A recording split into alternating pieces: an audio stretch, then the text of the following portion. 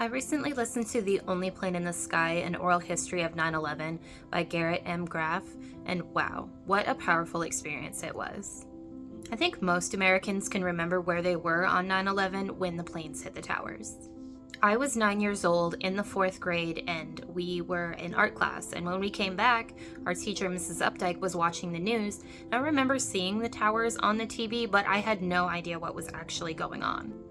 Because we were 9 and 10 years old, the teachers thought we were too young to know what was going on and quickly turned off the TVs and resumed teaching. Later that same day, I was out at recess when I got a call to come to the office because my dad and cousin Nikki had come to pick me up, and we then collected my brother as well, who was older than me and watching the towers fall on TV.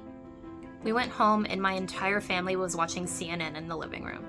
I didn't know why I was so scared at the time, but my whole family was scared, panicked, sad, and I knew if something was terribly, terribly wrong. At the time, I lived outside of Cleveland and they had grounded all the flights and there was a bomb threat on one of the planes that had grounded. And in addition to that, we lived about an hour away from a nuclear power plant, and after the plane had crashed in Shanksville, Pennsylvania, there was a real concern that the power plant could be a target.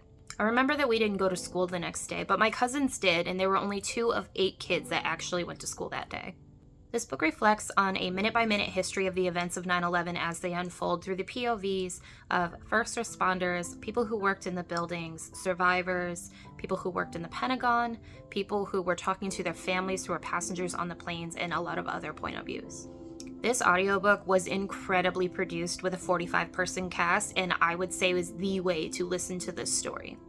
This audiobook also includes audio from the planes that day, from speeches from Presidents George W. Bush and then later President Obama when Osama bin Laden had been killed.